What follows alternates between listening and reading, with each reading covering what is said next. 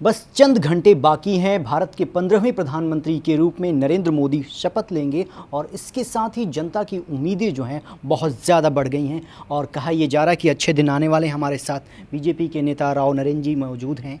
किस तरीके से ये अच्छे दिन आएंगे, क्या कुछ रोड मैप तैयार किया आप लोगों ने? नमस्कार। पहले तो मैं भारत की जनता का आभार प्रकट करना चाहता हूँ कि जो हमने सोचा भी नहीं था उससे ज़्यादा भारत की जनता ने हमें दिया और हम भी उसका ऋण जो है भारत की जनता का उसी तरीके से चुकाना चाहेंगे जो वो सोच नहीं सकते कि हमारे रोड मैप इस तरह का होगा कि इस देश के सिर्फ विकास पे ही ध्यान दिया जाएगा। और नरेंद्र भाई मोदी का तो शुरू से ही एक विज़न ही ये रहा है कि विकास, और आज जो मुकाम जो उन्होंने पाया है वो विकास के नाम से ही वो इस मुकाम पे पहुँचे हैं और विकास करके दिखाया है। मैं गुजरात में पिछले 1 साल से महीने में 10 दिन रहता था।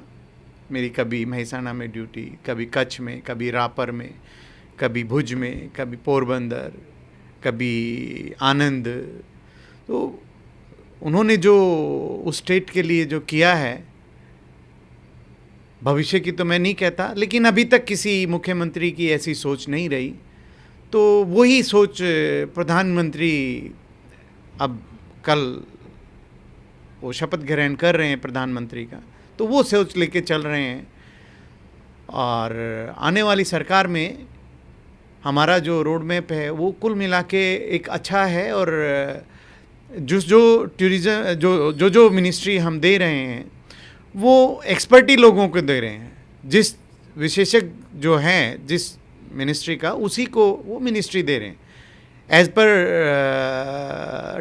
जो डिज़र्व करता है उसी को मिनिस्ट्री दी जा रही है। बाकी मेरा जो सफ़र जो है पिछले 1 साल में गोवा से चालू हुआ था, तो मैंने छत्तीसगढ़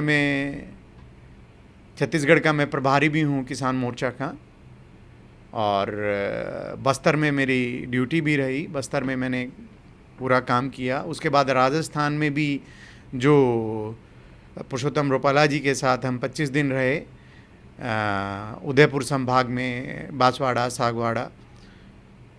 उसके बाद कोई ही ऐसा स्टेट होगा, अब लोकसभा में मैं पहले गुड़गांव में, फिर गुड़गांव के बाद मराठवाड़ा में, मराठवाड़ा के बाद मुंबई में, पूनम और शेट्टी दोनों के। इसके बाद मेरे को गुजरात में कच्छ भुज जो सबसे बड़ी लोकसभा है, हरियाणा राज्य के बराबर है, वो दी। और वहाँ एक बाय इलेक्शन विधानसभा था रापर, जो दोनों जीते। उसके बाद जेपी नड्डा जी के साथ और महेंद्र पांडे जी के साथ मुझे दिया गया हिमाचल, जहाँ 2 सीटें दी, वो भी हम। लेकिन जनता ने आपके काम पर पूरी तरीके से यकीन किया है। उसके साथ ही 30 साल के बाद पूर्ण बहुमत से बीजेपी आई है। लेकिन जनता ये जानना चाहती है कि नरेंद्र मोदी जी का जो मंत्रिमंडल होगा उसका स्वरूप क्या हो? क्या बहुत बड़ी कैबिनेट होने जा रही है या सिर्फ लिमिटेड लोगों को रखा जाएगा जिनको उस विभाग की बहुत अच्छी नॉलेज हो?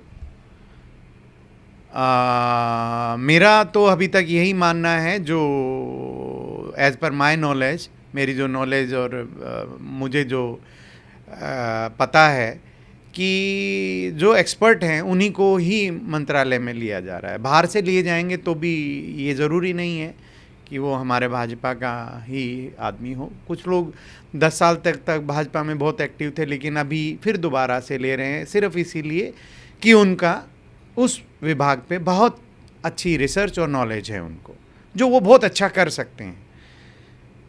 तो हम यही सोच के चल रहे हैं, किसान को किसान, जिसको एविएशन की हो एविएशन, जिसको कॉमर्स की हो कॉमर्स, लॉ की हो लॉ। तो मोस्टली इस तरह के आपको जो कैबिनेट का स्वरूप है इस तरह का मिलेगा। एक आखिरी सवाल आपसे जानना चाहेंगे, क्या आप जनता को ये यकीन दिला पाएंगे हमारे चैनल के माध्यम से कि जो वादे मोदी सरकार ने किए हैं, जो कल ओथ लेने जा रहे हैं, उसको पूरा करने के लिए सरकार अपनी तरफ से पूरा प्रयास करेगी और उसका रिजल्ट जो है 100 दिनों के अंदर दिखाई दे? देखिए, मैं 100 दिन की तो नहीं कहता, ये मनमोहन सिंह जी और कांग्रेस का तो मैं जवाब नहीं है, लेकिन मैं ये आपको कह सकता हूँ 100 दिन में नहीं, हो सकता है कि 2 दिन में भी आपको कुछ ना कुछ अच्छे रिजल्ट मिल जाए 100 दिन की बजाय। और 100 दिन तो हमने ऐसा ना तो कोई वादा किया है, क्योंकि जो इतना अपने देश के साथ गलत हुआ है उसको ठीक करने में थोड़ा समय लगेगा।